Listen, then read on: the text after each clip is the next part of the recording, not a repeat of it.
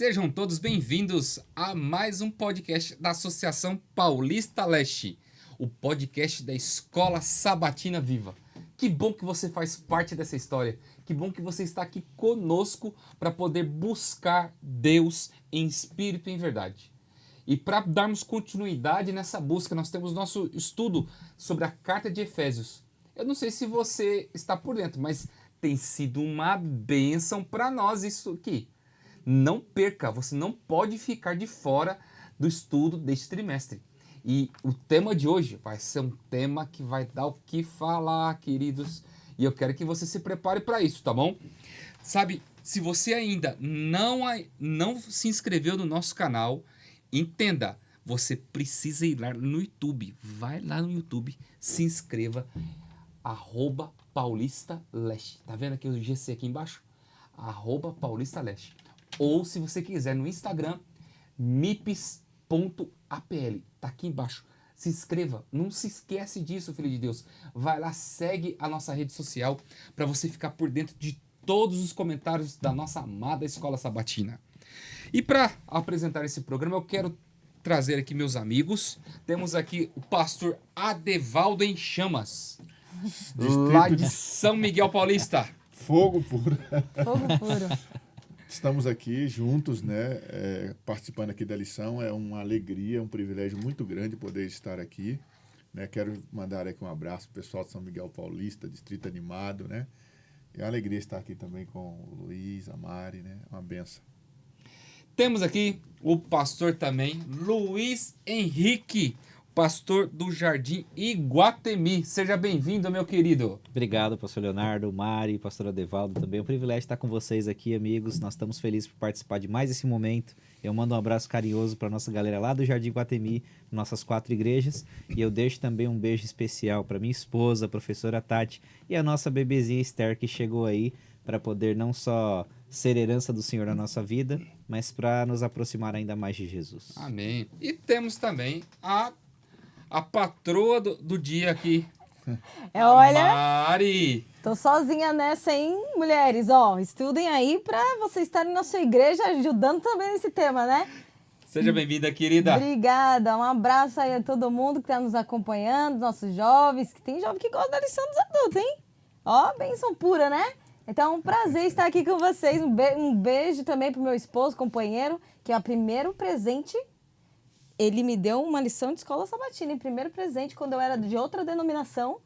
O primeiro livro, o primeiro presente foi a lição da escola sabatina. É por isso que você é apaixonado pela Por escola isso, tá sabatina, vendo? tá Por ele e pela escola sabatina, dei tudo certo, né? Deus é maravilhoso. Queridos, nós estamos felizes porque estamos aqui para repartir o pão da vida, que é a palavra de Deus. Eu quero convidar você que está nos assistindo a se unir a nós em oração nesse momento. Pastor Luiz Henrique, você pode orar para nós nesse momento? Com certeza. Por favor, você que nos acompanha, feche os olhos e vamos falar com Deus. Senhor Deus, maravilhoso Pai, louvamos o seu nome mais uma vez porque temos a plena convicção de que o Senhor é bom, de que a sua misericórdia se renova a cada instante da nossa jornada e que ao entregar Jesus para morrer por nós, o Senhor demonstrou o seu amor e entregou o que havia de melhor em todo o universo. Louvado seja o nome do Senhor. Perdoa os nossos pecados, nos dirija nesse momento no qual nós exploraremos aqui tantos conceitos importantes acerca do casamento, acerca não só desse presente que um dia o Senhor estabeleceu no Éden e a maneira pela qual devemos desfrutar desta instituição aqui na Terra. Nos conduza, abençoe aqueles que nos acompanham, todos nós aqui, as nossas famílias, em nome de Jesus. Amém. Amém. Amém. Maridos, esposas, juntos na cruz. É o tema dessa semana.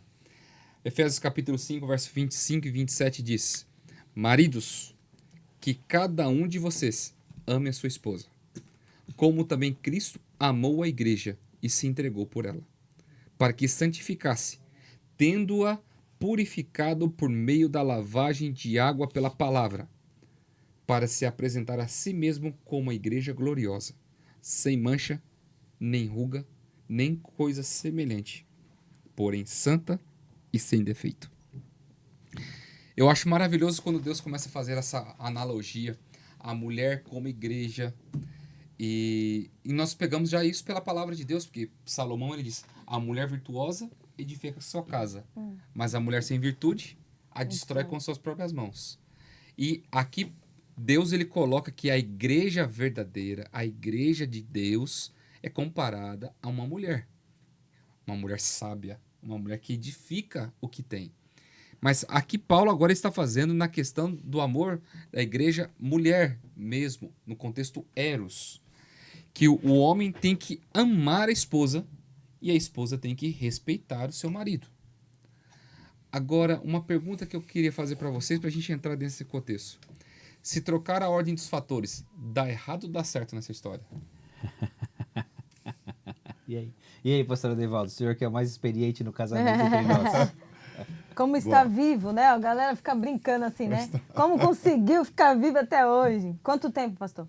26 anos. Ó, benção, né? Amém. Por enquanto, né? Porque vai chegar aos 50. Vai. No céu. No céu. Amém. Por favor.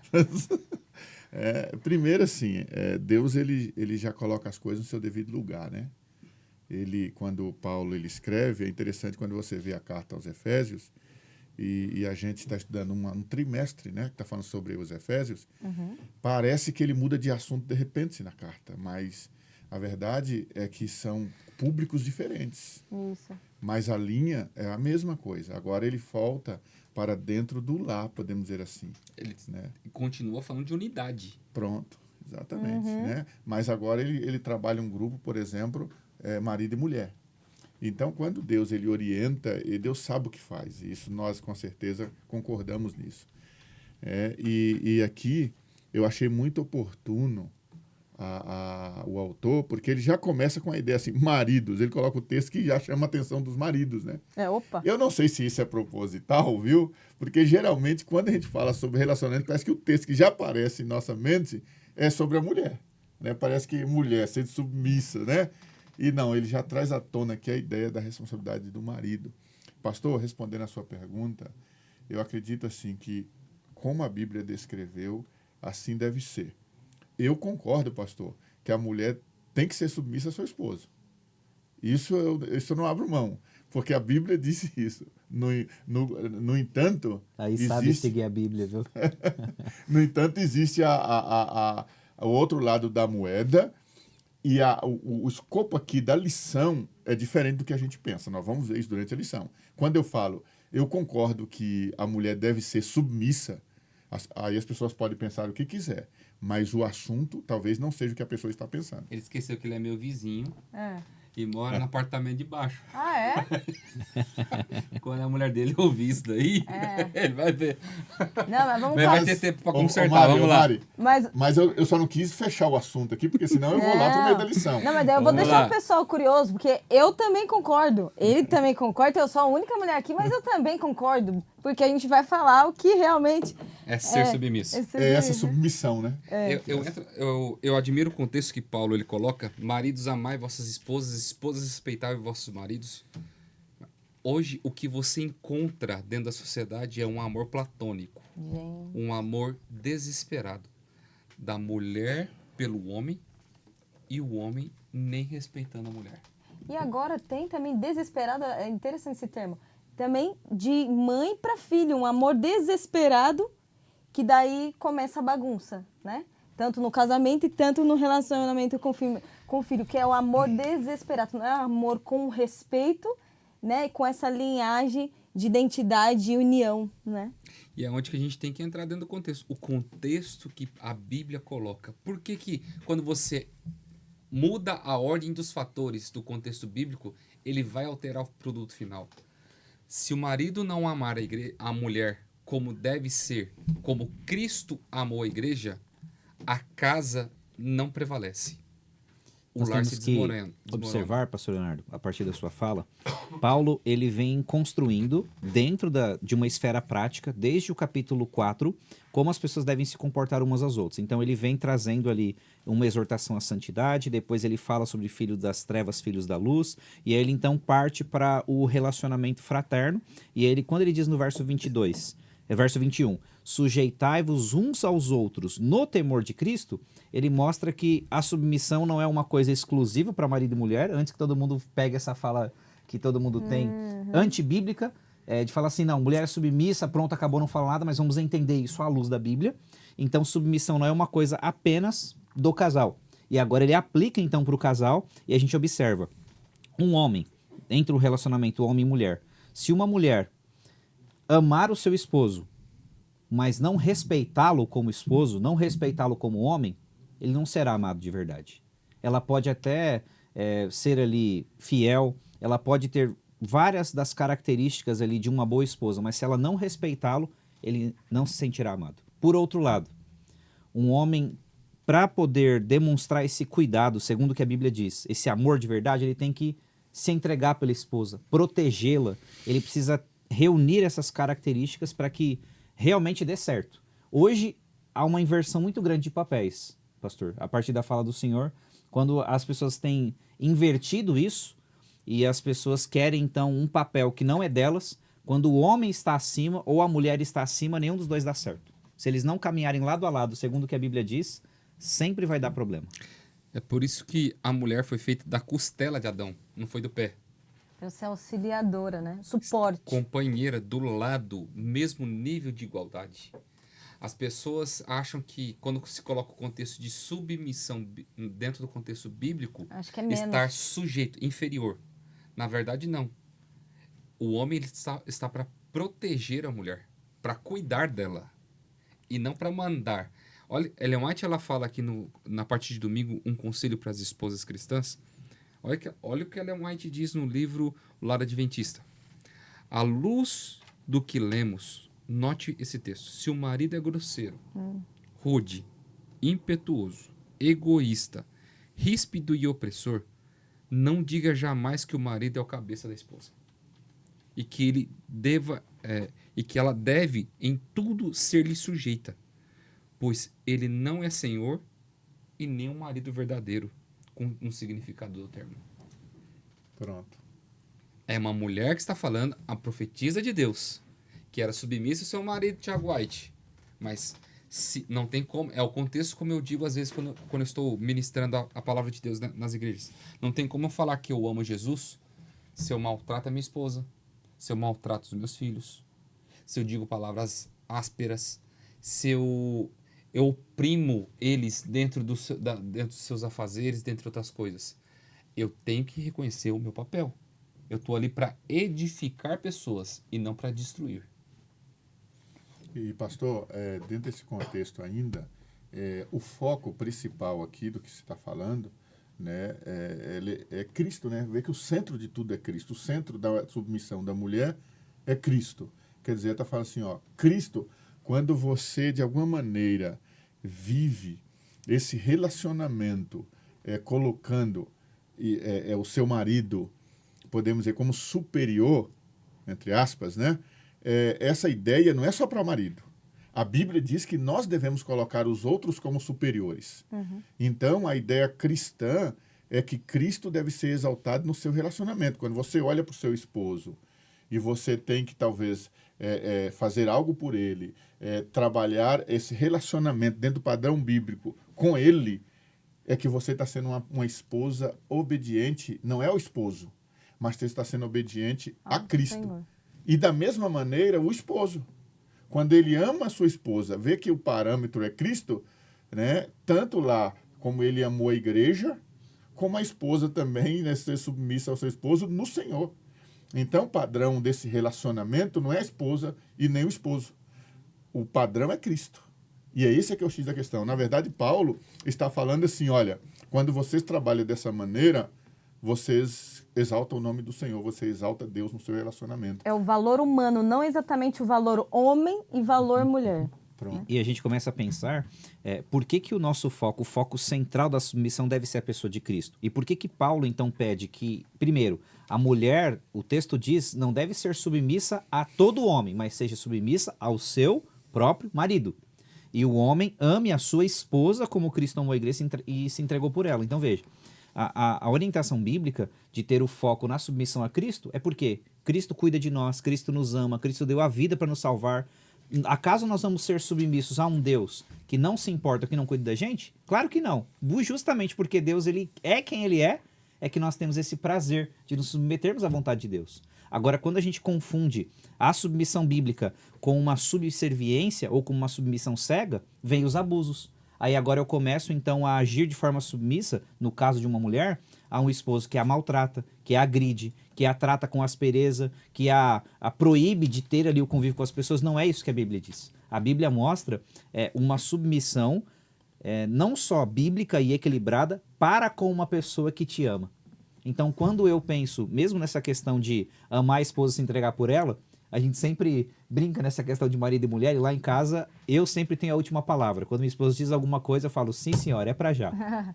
Porque eu amo tanto a minha esposa e eu sei que, como uma mulher de Deus, ela sempre está próxima, não só do que a palavra diz, mas do assim diz o Senhor, que me dá prazer. Não só seguir a sua orientação, fazer aquilo que ela diz, entendendo que isso também me aproxima do Senhor. E a lição ela deixa bem clara, por analogia, que o marido é a cabeça, né? Ela coloca assim de uma forma maravilhosa, sendo que a fidelidade da igreja a Cristo serve como modelo para a lealdade da esposa ao marido. A passagem pressupõe um casamento amoroso e não disfuncional. Esse verso não deve ser interpretado de modo para permitir abusos. Eu não sei se vocês já ouviram falar da síndrome do Estocolmo, Sim. né? Eu acho que o mundo ele está em 880, ele sempre está nos dois extremos. Ou tem o caso de mulheres que ela tem essa síndrome, vamos colocar aí. São sequestradas e aí acabam se apaixonando pelo sequestrador, né? Exato, que daí colocando no caso do relacionamento abusivo, né? A mulher, que é o que você leu aí, que Ellen White falou assim, se o homem ele tem essas características que não auxilia a esposa, né, no seu bom trato, e a esposa continua ali, olha só, que interessante, é necessário muita sabedoria para a mulher. Nesse caso de um homem, por exemplo, que abusa, né? Porque ou que não é cristão, não que tem os mesmos não é valores cristão, que ela. não tem os mesmos valores, que aí tem um peso diferente do quem é cristão e quem não é, né? Hoje são vários contextos aí dentro dos lares, mas até a gente está aqui falando no contexto cristão, e isso às vezes alguém está assistindo, né? Ou alguém aí conhece alguém. Irmãos, tá séria a questão de casamento. Às vezes são pastores, às vezes são, não só igreja adventista, em forma geral, pastores, são presbíteros, enfim, pessoas cristãs que não respeitem, né, não tem ali o respeito devido para sua esposa. Então, o que eu tô falando, assim, tem a mulher que não quer ser submissa, ela não quer respeitar porque o orgulho é muito grande e às vezes o esposo é bom.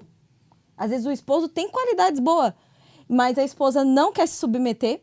E às vezes tem o caso de que o esposo não tem aquelas características que deveriam, conforme a palavra, e a esposa se submete ao ponto de atingir o seu próprio respeito, que isso é muito importante também, né? Então, acho que essa análise em questão dos relacionamentos, a pessoa tem que fazer essa análise. Eu conheço muitas mulheres que são submissas, mas elas acabam atingindo ela própria, e eu até conversei com o meu, eu falei assim, olha, você está atingindo o seu amor, né? Não é que ela tem que desrespeitar o homem, né, gente?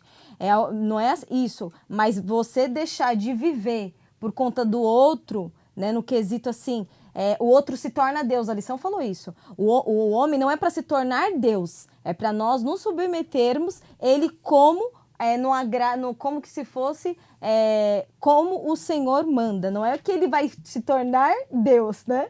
Ele vai ter ali um posicionamento de responsabilidade. E um termo legal que eu aprendi, que a palavra submissão é o estar sob a missão do esposo. Eu achei muito legal isso.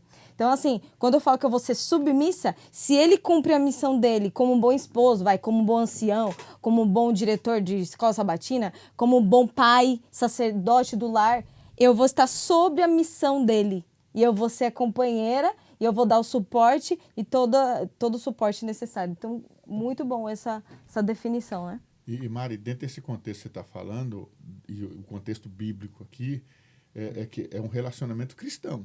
O contexto bíblico está trazendo isso, né, dentro do contexto do relacionamento cristão, de modo que a submissão ela se torna talvez aí uma espécie de lei de retorno, podemos dizer assim. Isso. Então, o marido que ama a esposa, que cuida da esposa, que zela por ela, é como dizer assim, se a esposa não for submissa, Então, quer dizer, o que está esperando mais? Então, Deus ele tá trabalhando como um relacionamento, ele deve ser harmonioso.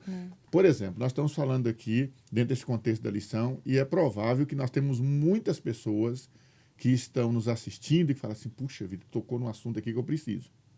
E qual é a dica? Qual é a dica? A dica é isso que Deus está falando. Os dois são cristãos, os dois são da igreja, estão vivendo em conflito, problema, então vem para Deus. O homem ame a esposa e a esposa submissa dentro desse contexto. A receita está na Bíblia. É só fazer. O problema é aquilo que você falou, né? O orgulho, né? E aí não quer, não, mas não é assim também. Eu também tenho. E aí vai interpretando a coisa da forma natural, na carne, como a expressão paulina, né? Na carne. Então, Deus, ele trabalha dentro desse contexto, uma família cristã, mas mesmo as famílias cristãs têm problema, e agora é um momento da pessoa, opa, então deixa eu ver aqui o que está acontecendo. Então a Bíblia fala, ei marido, você está desrespeitando a esposa, né? Não está amando, o que está acontecendo? Então procure amar a esposa. Ei esposa, você não está sendo submissa, o que está acontecendo? Conversa. Os dois precisam ter, porque não tem condição só. Um só. Um relacionamento que um só faz, esse é sofrimento. É sofrimento, fadiga, é muito complicado. E é onde que a gente entra no contexto dali, que a igreja como noiva de Cristo, né? A parte 1. Paulo ele começa a fazer essa alusão da igreja como o corpo de Cristo. Ele cria essa metáfora, né? O matrimônio entre Jesus Cristo e a igreja. É importante a gente entender. Minha esposa tem o costume de brincar assim, se você é a cabeça, eu sou o pescoço. Então, eu que decido para onde você vai virar. Mas é por aí mesmo. Quando a gente entra nesse contexto de submissão, principalmente a ordem bíblica, esse movimento feminista que existe, eufemismo, dentre outras coisas, dentro da sociedade, começa a colapsar esse contexto bíblico. Porque quer bater de frente para falar que a Bíblia é machista, que a Bíblia ela é algo arcaico, que não serve para os dias de hoje. Mas a Bíblia, em nenhum momento, ela coloca o contexto a respeito de submissão sobre ordem, sobre você ser dependente, se você ser refém de uma situação. Ela coloca no contexto de igualdade, mas no senso de proteção. Igualdade de dignidade. Isso daí. E quando Cristo ele começa a ser a cabeça, a igreja, a noiva de Cristo, nós começamos a ir agora para uma nova roupagem. Entender o papel da igreja aqui nessa terra. A mulher, ela vai dar filhos, ela vai cuidar do lar, ela vai edificar a sua casa. E é isso que a igreja tem que fazer nos dias de hoje. Ela tem que cuidar, ela tem que edificar, ela tem que multiplicar, dar crias, né, nós falamos. Então, esse é o nosso papel. O que nós podemos tirar como lição de tudo isso aqui, gente? Eu acho que agora o negócio ficou sério, viu, pastor Edevaldo? Porque Ficou. quando o texto diz que o marido deve amar a mulher como Cristo amou a igreja, eu não posso amar minha esposa com qualquer amor. Tem que ser com o mesmo cuidado, proteção, tem que ser com todo o carinho como Cristo faz com a sua igreja. Agora o bicho pegou, viu? E a gente observa, no primeiro ponto, esse chamado que Paulo nos faz, de nós termos esse amor e esse cuidado.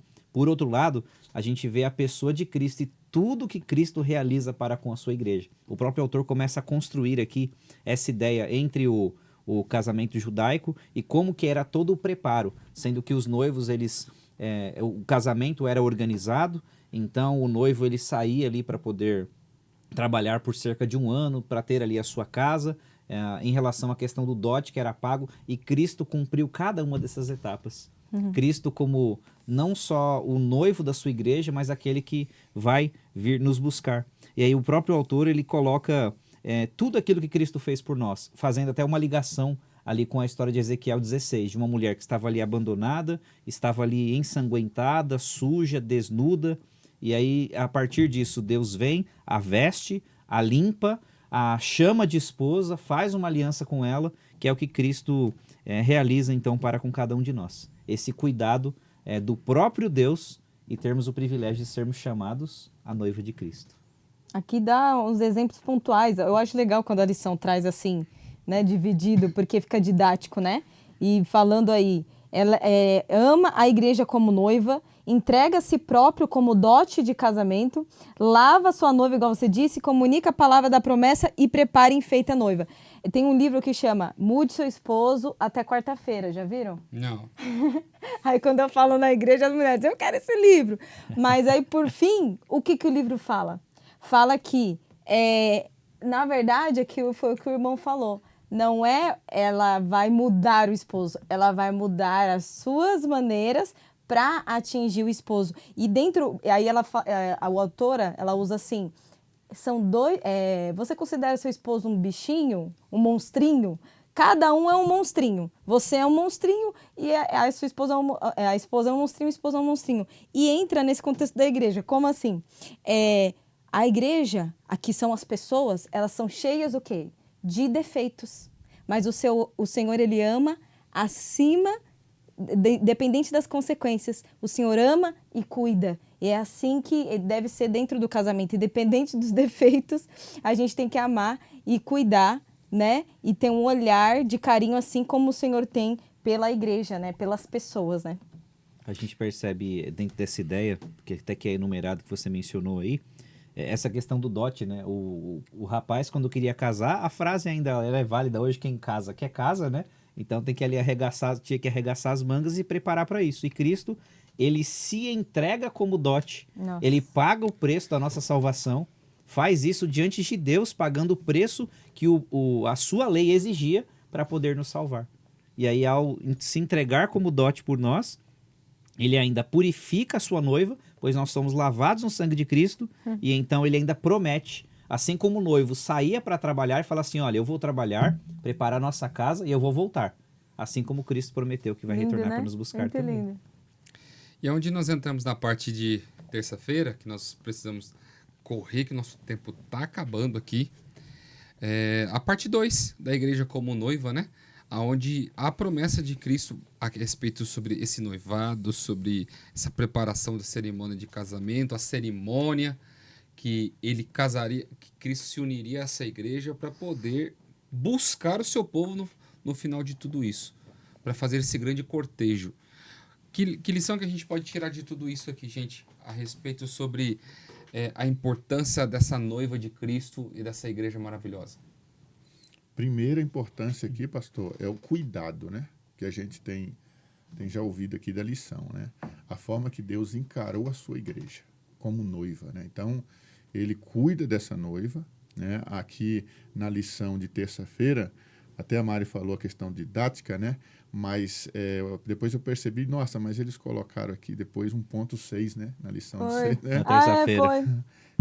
Esqueci de ler, verdade. Ele apresenta a noiva, né? Ele apresenta a noiva, só que ele apresenta a si mesmo, né? Ele apresenta a si mesmo. Então, o noivado, Cristo se entregou pela igreja, preparação para a cerimônia de casamento. As atenções do noivo continuam em seus esforços para santificar e purificar a noiva. Então, você percebe, dentro do contexto também da cerimônia de casamento em si, as atenções de Cristo no presente têm em vista a apresentação da noiva no casamento. Ou seja, você percebe que o foco dele está na noiva, você percebe que a atenção dele é dedicada à noiva, você percebe que tudo que ele faz é para a noiva. Então, dentro desse contexto, fazendo uma aplicação, aí Cristo e a igreja, e eu achei muito bacana aqui essa aplicação, a abordagem do autor, porque dentro do contexto profético, a gente trabalha com a questão de Apocalipse, a igreja, né? Mulher, igreja, aquela questão toda, trazendo para o relacionamento a dois, aí vem a ideia do noivo ou do esposo, né? A sua atenção é dada a quem? Qual cuidado, qual a dedicação, como que ele... Então, talvez para muitas situações que precisa ter esse parâmetro como Cristo para um relacionamento saudável, um relacionamento feliz, é preciso fazer o que Cristo fez. Agora, interessante, agir né? como Cristo agia, né? Pastor Adevaldo, pensar nessa questão. O que é um noivado? Pensa no compromisso que Cristo assumiu com a gente de, conforme a promessa de João 14, preparar um lugar e prometer que ia voltar. E qual é o compromisso que ele espera de nós? Como que era organizado o casamento? Então veja, o noivo ia trabalhar. Enquanto o noivo trabalhava, o que a mulher fazia? Ela deveria se manter casta, até finalmente ingressar no casamento com o noivo, ela deveria permanecer fiel. Então, o que Cristo está esperando de nós hoje? Que eu permaneça fiel, que eu permaneça com ele, que eu tenha unicamente a Cristo como noivo e mais ninguém. Que eu não tenha qualquer outro relacionamento a não ser a Cristo como meu noivo, como igreja de Deus. Pastor, já dando a ponte aqui, né, para seguir, que eu sei que o tempo está bem apertado, e aqui talvez seja mais um comentário geral, ele cabe em qualquer lugar da lição. Quando Paulo ele está falando sobre esse assunto, abordando sobre esse assunto, é um assunto que para ele falar era muito delicado, porque a sociedade, o contexto não tinha nada a ver com o que nós estamos falando aqui. Nossa, não é mesmo? Né? O marido, ele tinha leis que davam para ele poderes para até matar a esposa. E só os para você ter filhos. ideia. E os filhos. Então, imagina só Paulo agora falar assim, opa, a questão da palavra de Deus e vai começando a nortear isso. Você pode imaginar o desconforto que isso causava? E é onde que a gente passa para a parte de quarta-feira, que aqui vai ser uma questão polêmica. Ame a sua esposa como a si mesmo. Como que eu vou pedir para alguém amar a esposa, sendo que ele não ama nem ele mesmo? Então, Aí tem uma questão, pastor. Veja, o texto vai dizer, o senhor mesmo trouxe essa ponte um pouquinho antes, dizendo que a mulher foi tirada da costela. Então, a mulher, dentro de um casamento, é uma parte do homem. Então, a lei dizia o seguinte, se for necessário, você vai punir a tua esposa, os filhos, escravos e até vai matar. Mas Paulo vem trazer um princípio mais elevado.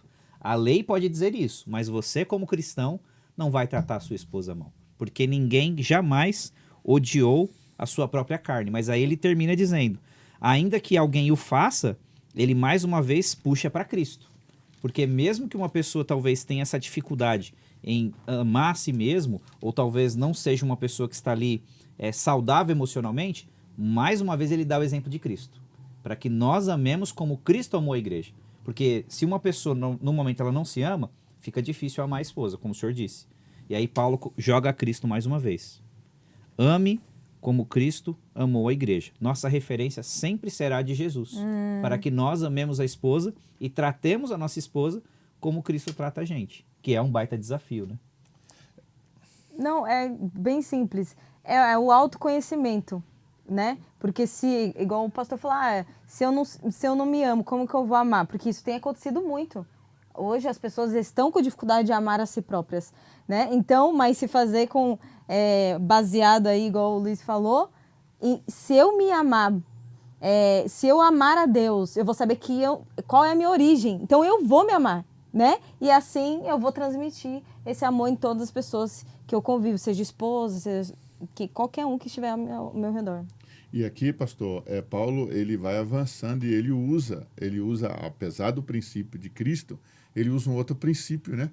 Ele diz assim, ninguém jamais odiou o seu próprio corpo. Né? Então, ninguém jamais ele vai, talvez, em sã consciência... Em sã consciência. Né? Em sã consciência, mutilar o seu próprio corpo.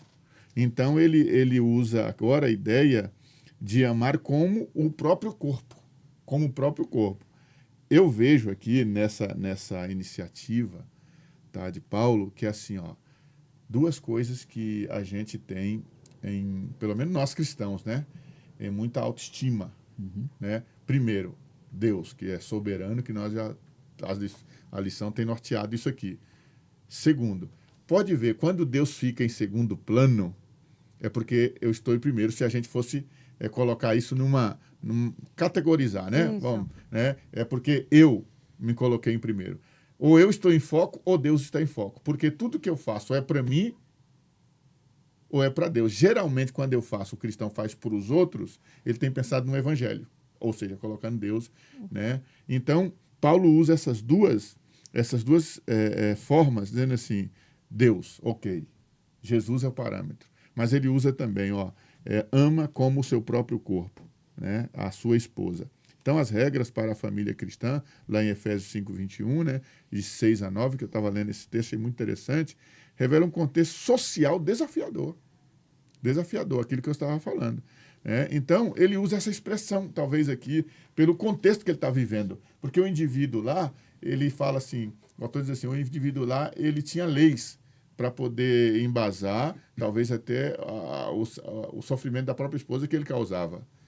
Mas ele nunca havia feito nada errado no seu próprio corpo.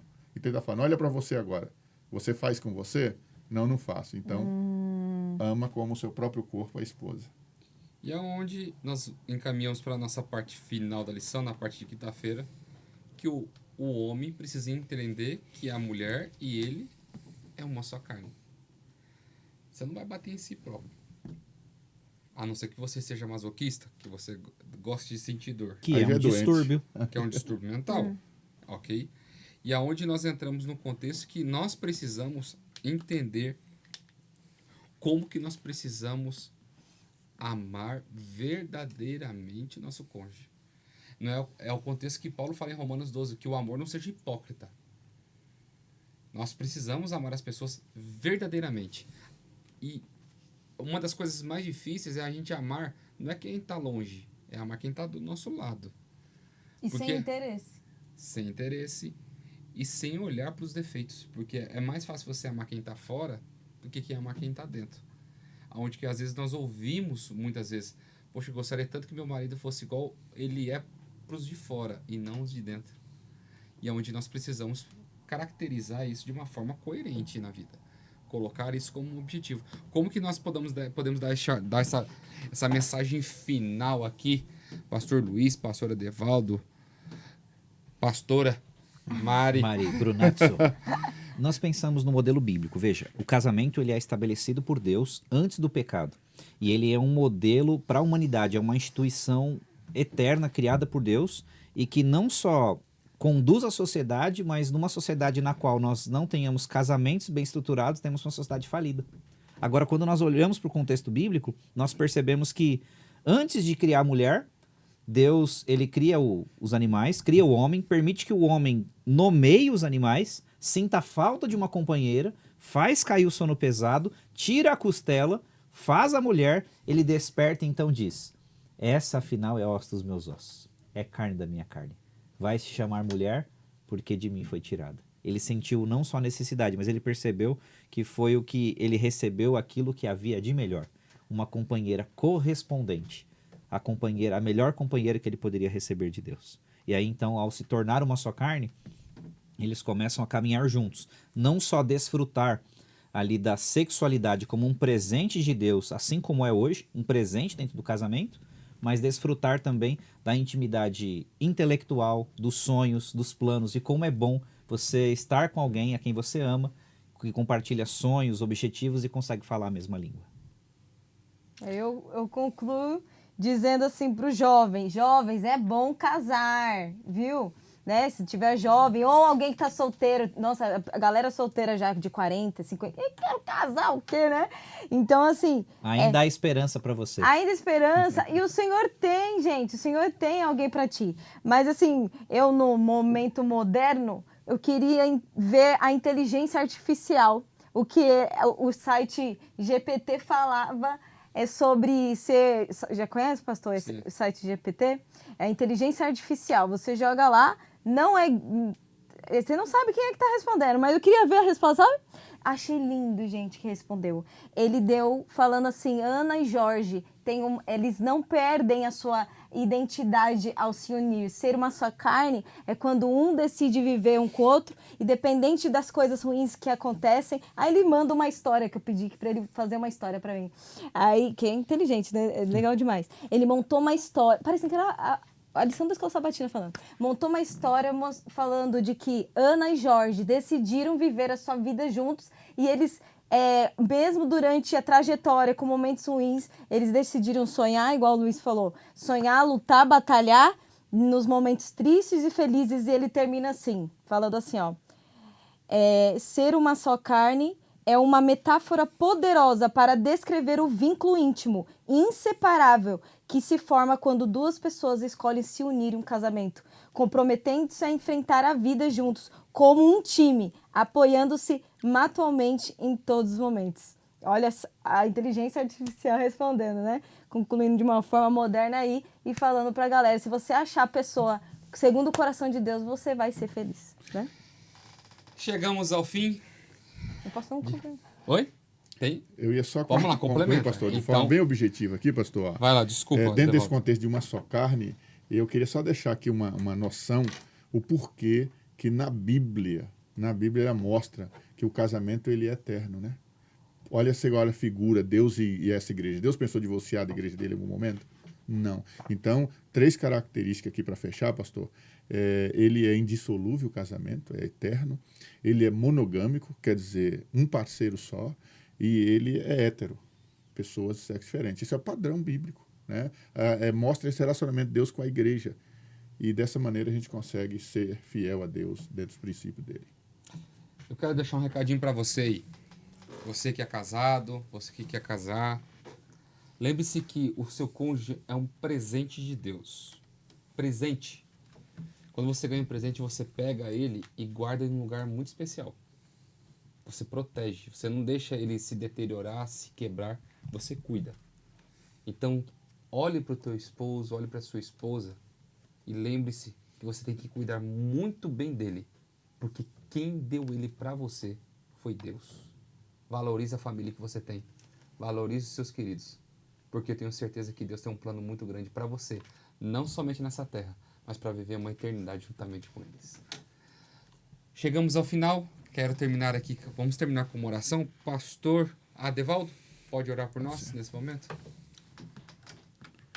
Senhor, nosso Deus, Pai querido, nós queremos agradecê-lo por essa oportunidade, Senhor, de podermos falar um pouquinho e também ouvir aqui da Tua Palavra.